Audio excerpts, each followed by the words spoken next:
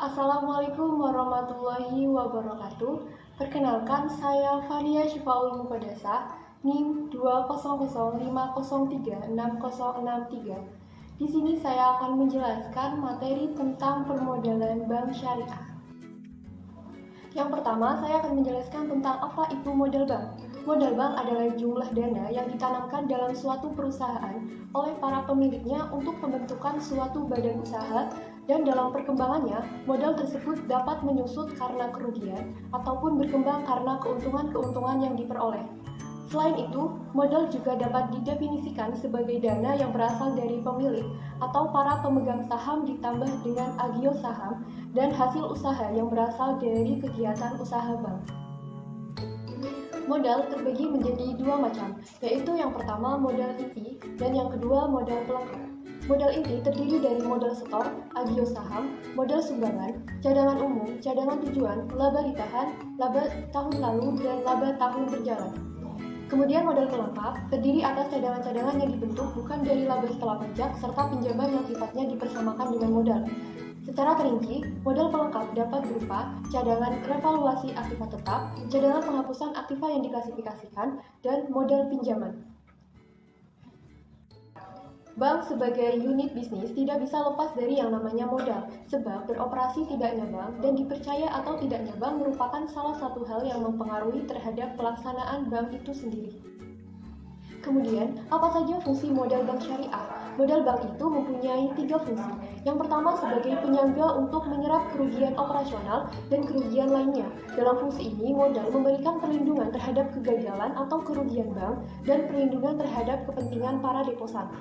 Yang kedua sebagai dasar untuk menetapkan batas maksimum pemberian kredit. Hal ini adalah merupakan pertimbangan operasional bagi bank sentral sebagai regulator untuk membatasi jumlah pemberian kredit kepada setiap individu nasabah. Yang ketiga, modal juga menjadi dasar perhitungan bagi para partisipan pasar untuk mengevaluasi tingkat kemampuan bank secara relatif untuk menghasilkan keuntungan. Sumber-sumber permodalan bank syariah yaitu ada tiga. Yang pertama modal inti, dua kuasi ekuitas, dan yang ketiga wadiah atau titipan. Selanjutnya kita beralih ke studi kasus. Studi kasus ini diambil dari laporan keuangan Bank BTPN Syariah periode 2021.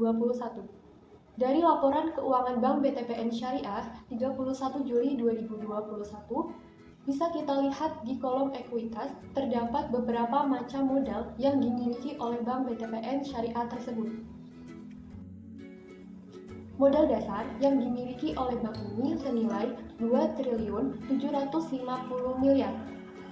Modal yang belum disetor senilai 1.979.630 juta rupiah. Saham yang dibeli kembali senilai 210 juta rupiah. Agio senilai 837.709 juta rupiah. Tambahan modal disetor lainnya senilai 20.916 juta rupiah. Sedangkan cadangan umum senilai 85 miliar.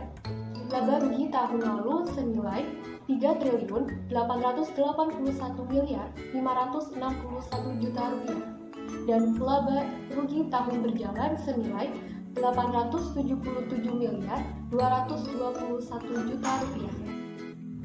Bisa kita ketahui bahwa laba rugi tahun lalu memiliki nilai lebih tinggi daripada sumber modal yang lainnya, yaitu senilai 3.881.561 juta rupiah.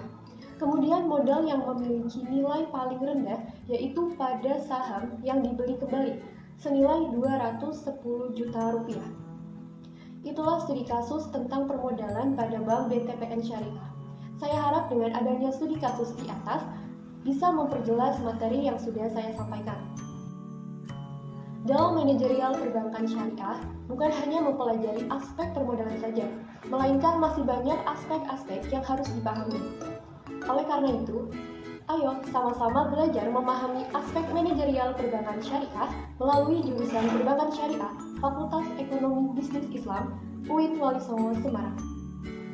Sekian yang dapat saya sampaikan, kurang lebihnya mohon maaf. Wassalamualaikum warahmatullahi wabarakatuh.